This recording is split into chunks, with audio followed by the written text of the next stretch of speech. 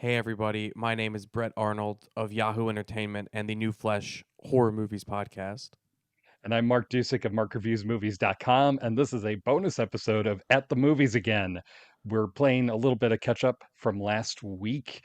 We missed 3 releases, and because you've been so patient, we're going to throw a movie on today on Netflix to add into the mix, also so that we don't have to wait until Friday to cover that one too.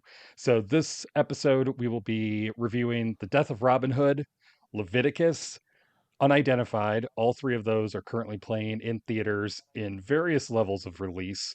And as for the streaming movie, that is In the Hand of Dante, which just came out today on Netflix.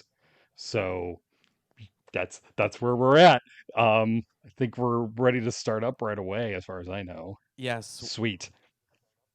absolutely. Yeah, we can get right into it. I just was going to say we promised that we would cover these movies on next week's episode, so we're just getting ahead of it because I was able to see them a little bit earlier than expected. And Yeah. also, there's already just a ton of movies to cover on Friday. So the more the merrier. And the more episodes we put out, the better for the stats. So if it were up to me, we would release 10 mini episodes a week. Each episode covering one movie. And we would get a lot more money that way or whatever. Because we are just raking in the dough over here.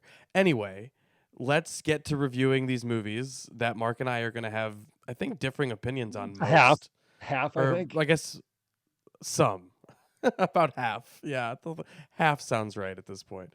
So let's get right into the biggest release, even though box office wise it was far from that because Toy Story 5 was the big release. This movie kind of got buried by a lack of marketing, and screens were getting canceled. Showings of it on my local theater were getting canceled because Obsession's still doing amazing in week 6 or 7, and Backrooms is doing well. So they were like, we can get rid of this Death of Robin Hood theater. No one's going to that. But let's talk about it. Here's the trailer for The Death of Robin Hood, starring Hugh Jackman. Yep. Written and directed by Michael Sarnowski. Is it written by him too? Yeah, it's the guy who did Pig, the Nicolas Cage movie that I love, and then A Quiet Place Day One, which is actually quite good as well. Here's the trailer for The Death of Robin Hood. Would you like to know a secret?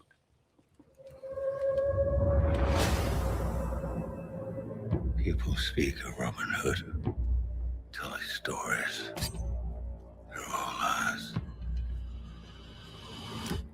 He was not a hero. You were a murderous brigand.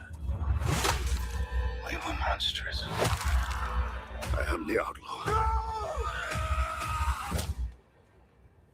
Robin Hood.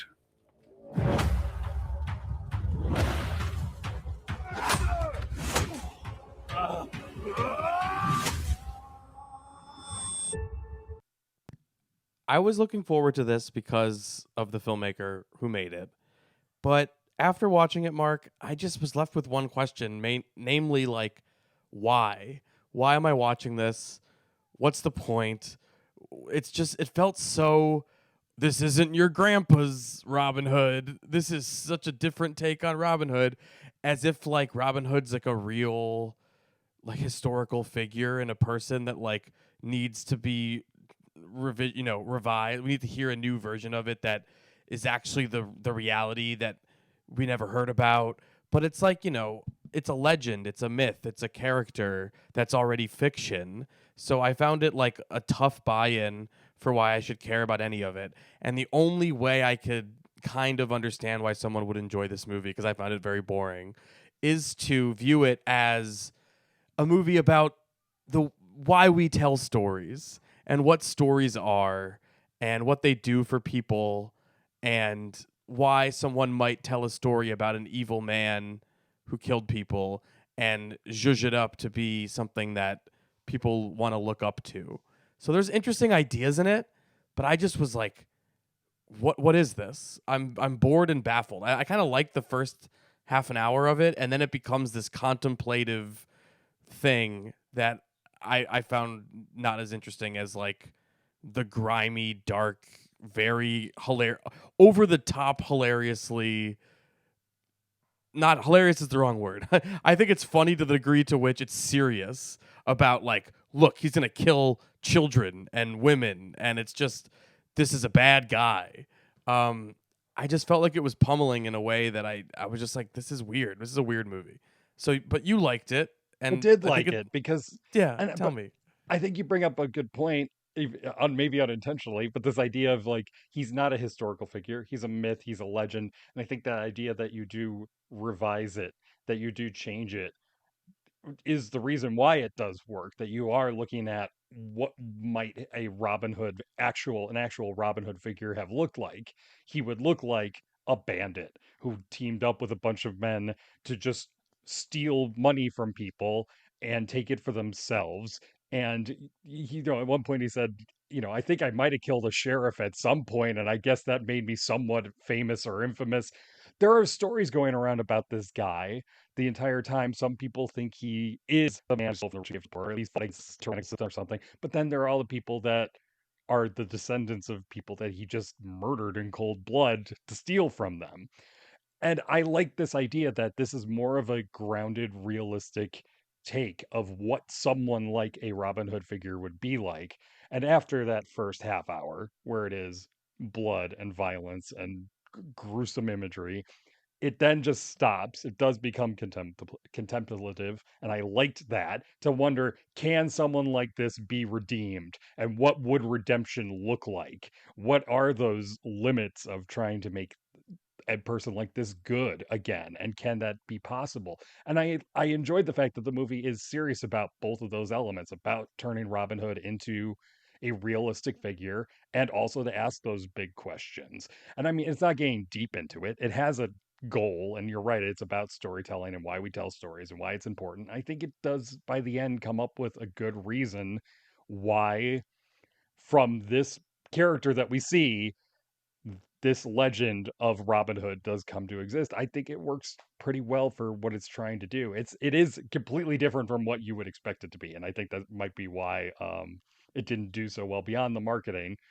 because people are expecting the action that I've seen in the ads that's gone in the first 30 minutes, and then it becomes a much slower and much more thoughtful movie. But I enjoyed that part of it. Yeah, there are some things I liked about it, like just the idea of like all the people coming out of the woodwork to try and kill Robin Hood because he killed their family member or something many years ago. Like the idea of just him constantly having to put down people trying to avenge deaths. Like I enjoyed some ideas here. The execution, something about it, I'm like, this is a fun idea, I think, a fun revisionist, violent, over the top take. But it's like something about the dourness and the seriousness of it, and that does have that contemplative, meditative hour in the movie or whatever you want to call it. Like I don't know. It definitely lost me at a certain point. I just was kind of bored out of my skull, frankly, which I didn't expect to be, because I really like this other the Sarnowski's other movies. And Pig is another movie that you could say is like not at all what you're expecting, Yeah. especially from the trailers. It seemed like it was going to be some John Wick style thing, but it actually just keeps subverting the idea that he's going to like go ape shit on these guys. And instead, it is what it is, an introspective thing. And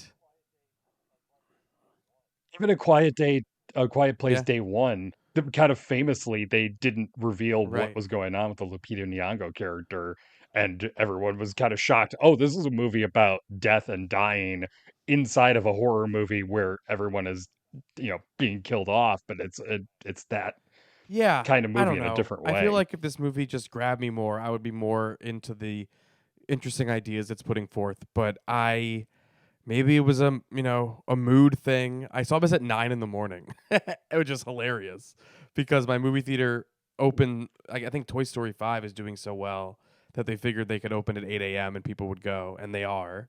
So they put this movie on at 9, and I was one of two people there. And I don't know if it was the mood of of a huge empty theater with nobody in it or something. But it never grabbed me in a way that I was hoping to be grabbed. Although it does look very nice and it has some compelling ideas. I love the idea of talking about who is it? Is it Didion who the quote, "We tell ourselves stories in order to live." That's what it feels like this movie's getting at. Is like big ideas like that. And I'm all about that. But I don't know. I couldn't get there this time. So I'm gonna give it 2.5 stars for The Death of Robin Hood, a movie with cool ideas and a lot of over the top gruesome violence, but I didn't really think it was in service of anything that interesting. And I feel like the difference between us is you did think it ended up being like justifying its existence, I guess. Yeah, I think it does by the end, and I do like this filmmaker and Sarnowski and how he does do things that are slightly different than what you expect. And I think The Death of Robin Hood kind of works on that level of just within its own context of going from violent, gory action movie into thoughtful meditation on forgiveness. I found it compelling enough. So 3 stars for me for The Death of Robin Hood. Fair enough. Okay, next up, let's talk about Leviticus. Uh, uh, I mean, it's a horror movie, I guess, but like, it's also a horror movie, Mark, that I saw on a Saturday night with a sold out crowd that didn't appear to know that it was going to be like a gay movie. So they like, made a lot of noises when the characters started kissing each other, and it was not. I feel like it wasn't the movie that Mhm. it's one of those. This is a neon movie, I believe, but I feel like it has the A24 problem of having to sell it as a horror movie when it's actually something that's more interesting than that with horror elements. So like seeing it with a sold out crowd on a Saturday night that wasn't expecting it, it just kind of played, strangely, and it was a strange energy in there. But that has nothing to do with the movie itself, which we will talk about. Leviticus. Here's the trailer.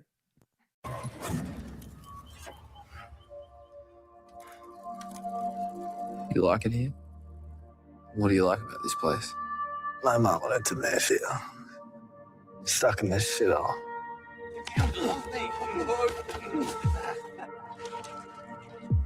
So, there's nothing you like about this place? Nothing.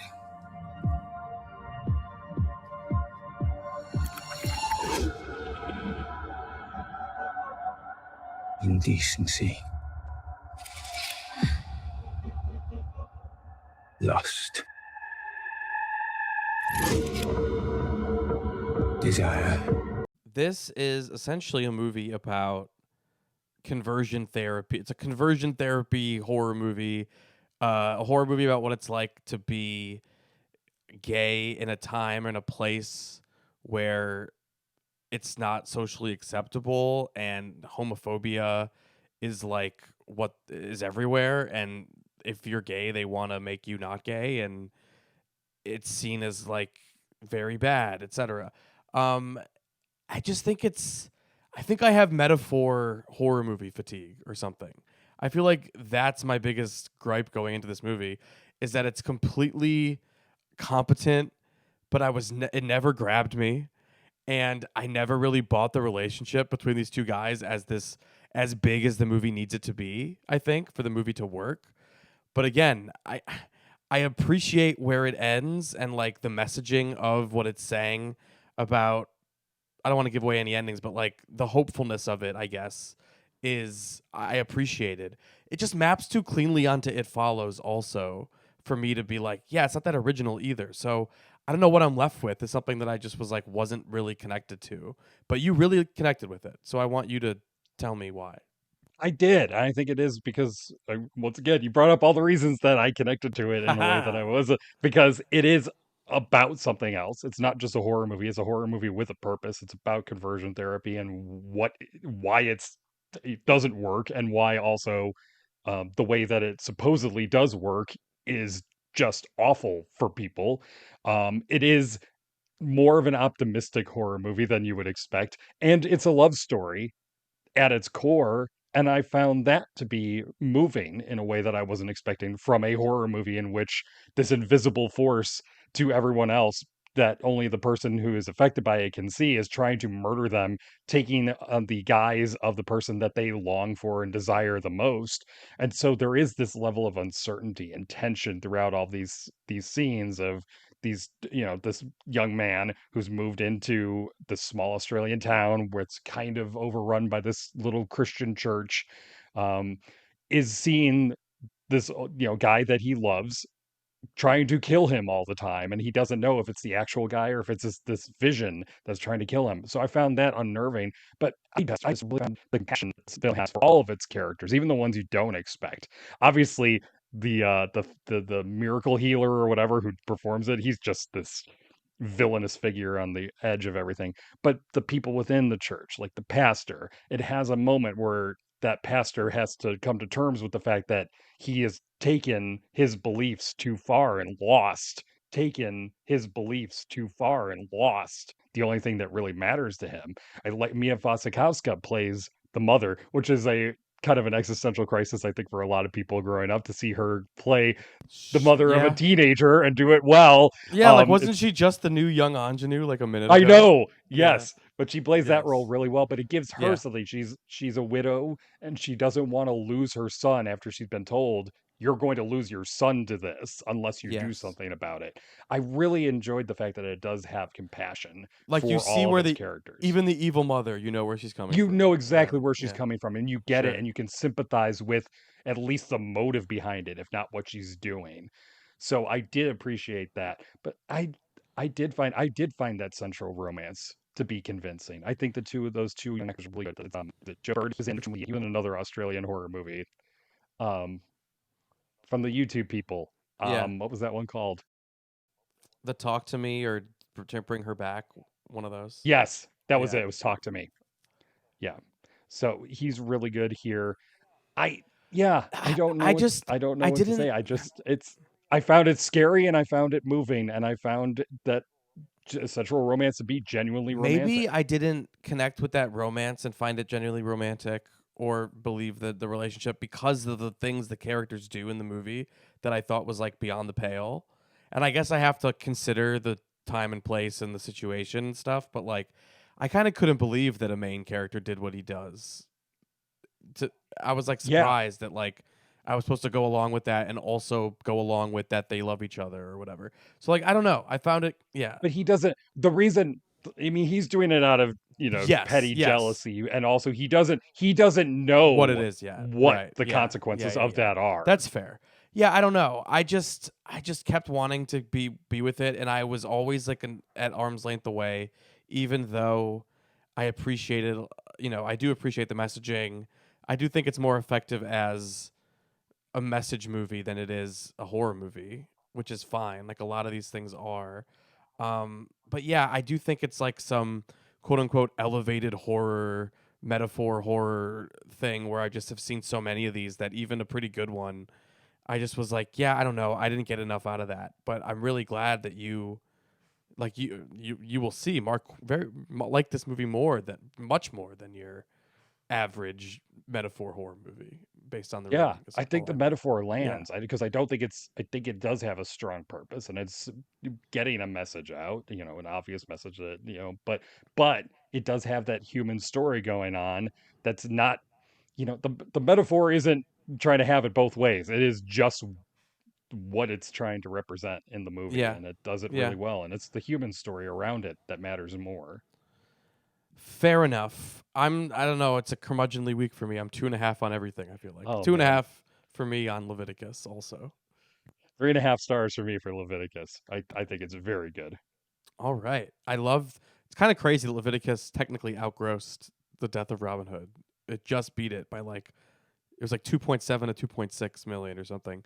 But like Leviticus is a much smaller looking movie. I mean, I don't think the budgets are that different. Like I feel like Robin Hood's budget was way smaller than you'd think it was, but still, it's wild that it made less than this movie. Anyway, let's talk about Unidentified, a movie that Mark. Oh boy. I believe Mark I alluded to Mark's review last week where he's like, this movie's pretty good, but then it really loses me in the final moments. And yes, it does. But I don't know if I was with it as with it the rest of the time as you were, but it's so jarring. It's kind of the only thing we can talk about, even though we can't also talk about it. So it's going to be interesting. Here's Unidentified. Here's the trailer.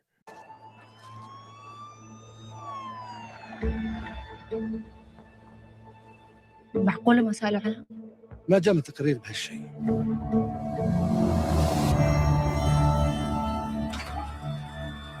أيوة قربنا نحلها. وش دخلك في الموضوع هذا كله؟ شغلتك تنسخين وترقمين هالملفات. البصمات ما كانت لي استنتاج، يعني ما في أي خيوط ولا أدلة. كيف تندف إنه هي مجهولة؟ لازم نسوي شيء حتى لو كانت بنتك. I feel like the most interesting thing about this movie is that it seems like it's a feminist, like Saudi Arabia is bad and women are repressed in this society kind of movie. But then with what happens, it makes you go, wait a minute. Is this like a state-sponsored movie that is telling me actually we are right to repress women for various reasons? Crazy twist. That's like a genre last minute reveal thing. It honestly reminded me of like the ending of a Saw movie where like they play back what happened earlier and it's different now a little bit. like You could hear that music queued I know. up as it's I going. was dying laughing at the implication that if they added that music, it would work perfectly as a Saw sequel. Anyway, very stupid ending that undermines the entire thing, but then also makes me go, okay, who made this? This is insidious for reasons I wasn't anticipating. I need to know everything about the production. I haven't done the research yet. I just watched this, but I found it interesting for that reason. But tell me what it's about and why it lost you, I guess. Well, I will tell you, the filmmaker is Haifa Al-Mansour, whose first woman directed film It's really good, and it is a nice feminist look at a young girl's experience in Saudi Arabia. And this movie starts off as a murder mystery. There's a dead girl in the desert, and this amateur detective who works at a local police station and listens to a true crime / makeup tutorial podcast decides she's going to look into this death and try to figure out why this girl is dead, who her family is, and if she was killed, who killed her, so that she, maintains this girl's reputation and doesn't get buried in an unmarked grave and is honored in some way. And I found that character, and this makes it all the more than for that ending. I found this character so intriguing, even though she is kind of familiar, just amateur detective who knows what she's doing better than the cops, and she does it, and it does it really well. And I like the way that Mansour films a lot of stuff. She knows when to use a canted angle correctly for like a noir story, and it's very interesting. You get an idea of the culture around it. And then that ending hits, and yeah, it completely undermines everything that came before it in such a way that makes absolutely no sense. And I don't even know, I don't want to say anything more than that. It just contradicts the entire rest of the movie and ruins everything that could have been good about this story and turns it into just like a cheap thriller for no reason. It's baffling. It is baffling why you would shoot yourself in the foot making the movie this way. Yeah, I don't even know what the value of the reveal is other than I don't know. I don't know what. I truly don't know. Yeah, I don't know either. I'm trying to figure out like what the messaging is for this to be what the ending is, and it does just seem like if this is a movie made in Saudi Arabia, which I don't know if it was, I'm assuming the filmmaker Saudi Arabian. As far as I know, yeah. Like yeah, it just she's done international productions too since then, but right. So it's like it just seems like okay, they got a hold of it at the government and they said you got to do an ending that makes it so it's the complete opposite of what it's supposed to be. Thank you. Goodbye. Like it does feel like it's that stamped on and confusing. But hey, it was okay as like you understand why she's motivated to do it, and like it reminded me of the second time in as many weeks that I've referenced the TV show Search Party with John Early and Alia Shawkat. That show's literally about her character. There's a girl that she barely knows from her high school years ago is missing, and she just feels connected to her, and it loses, like, kind of goes crazy trying to figure out what happened to her. So like I don't know. It was like in that way where it's like okay, I completely understand why this happens to a person. In that show, they do a really good job of you understanding why she does that, and in this movie, they do a good job of showing you why she would be interested. But then again, yeah, it gets completely undermined. She could have had her life, and it's like, I get this. And like the idea of if she's not identified in however many days, we're just gonna throw her in an unmarked grave. Like she doesn't want that to happen, and she's trying so hard to stop it from happening. And I don't know. It's an interesting movie until it's not. So I'm 2 stars on Unidentified. Very baffling experience. Yeah, I think the only reason I'm going 2.5 stars for Unidentified is because I was interested in it, and I was compelled by the character and her search for the truth until that ending, at which point I just was in complete shock and not in a good way. I just could not and still can't comprehend why the movie was that written. So yeah, 2.5 stars for me for Unidentified. I'm not mad, I'm just disappointed. All right, I'm just very disappointed. he's not mad, he's just disappointed. And I relate to that as well. And let's see if we can wrap up this next movie in 5 to 7 minutes, which I think we can do. In the Hand of Dante. It's out on Netflix today. It's a Julian Schnabel film. You may know that guy as the Basquiat director. I feel like I know him as the Diving Bell and the Butterfly guy because I was working at the Evanston movie theater when that came out and I saw it. I remember seeing it in Theater 2 opening day. They thought it was going to be huge because that's the biggest theater in there, 400 seater, and there was nobody in there but No. me. I think it's such a good movie. it's a good movie. And then he just did that one. Was it the Van Gogh movie at Eternity's Gate? Like he's kind of like doesn't make a movie and then he makes a movie every several years. So I was interested to see what this was, and then I saw the reaction it got at whatever festival played at Cannes, I think, and I was like, oh, this sounds like a disaster. Now I'm very interested, and yeah, that's about right. It's interesting, but it's a mess. Here's the trailer for In the Hand of Dante, starring Oscar Isaac and Gal Gadot and Jason Momoa and others. Here's the trailer. Who's Dante? Who's Dante?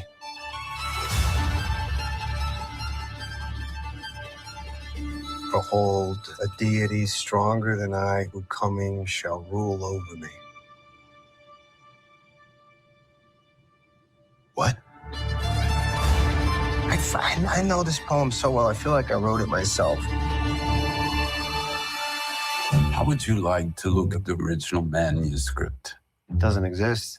If it did exist, I mean, it'd be the greatest literary treasure of all time. It'd be priceless. we'll make it affordable. What do you mean? Cool idea. I imagine the book is interesting, maybe. It's based on a book, but the movie is crazy in that it's like adapting what I imagine the book to be, but not really because it has the author of the book as a character in the movie. But then the guy, Oscar Isaac's playing that character, and he's also playing Dante himself, the famous writer, in flashback. And there's like a crime movie happening that I think it was another critic, Andrew Dignan, who said it's like a Redbox level action movie. Like it's really not good. That's happening while they flash back to like more literary, old school, just olden times. And I'm not sure which one works better. But they're both the mixing of them is confusing at best. Tell me about it.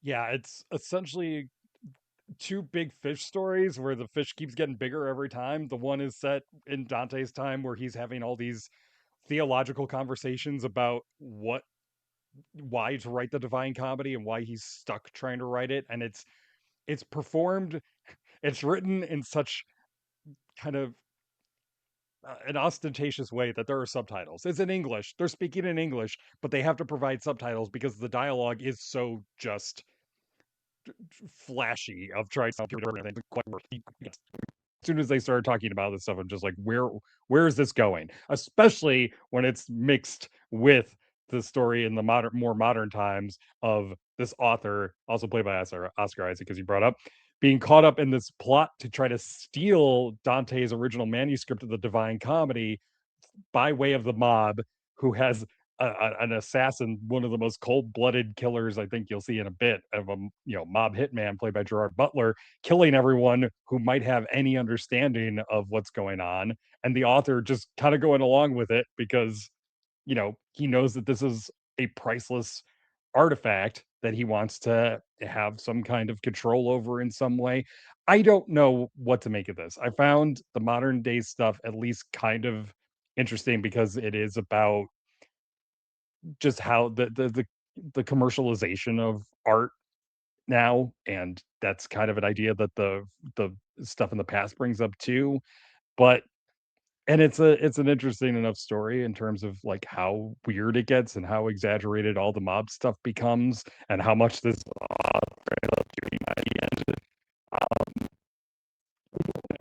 though once you put the two of them together, I just didn't quite see a purpose to it except to just make it so over the top in these two completely different modes that I guess that's just supposed to be compelling on its own, and I don't really Yeah, think so. I think it's kind of shallow art. it is. It's definitely doesn't really get at any bigger truth or anything. It just mostly feels like an exercise into how can we make these disparate things work, and it doesn't really, especially the Gerard Butler character who feels like he's in a completely different movie. And you're right, like the acceptance of like Oscar Isaac is finding these people and then he's just picking them off one by one and killing them, and we're supposed to like accept that as like what's going on, and everyone is just kind of whatever about it, even though Oscar clearly is upset. It's all very strange. I don't have much more to say other than what Mark said, so I can keep it brief and say I think I'm 2 stars on it because it is ambitious in its strangeness, but it's not ambitious in its strangeness enough to recommend. Sadly, It does look really good. I yes, really enjoyed the yes, bold color of the past scenes. It's shot in the stark black and white for the modern day stuff. And then it's supposed to be like this across the generations, across the span of time love story. And you want to talk about an unconvincing love story. That one right there is makes no sense. So it makes even less sense in this movie. 2 stars for me as well for In the Hand of Dante, currently streaming on Netflix. all right, bye.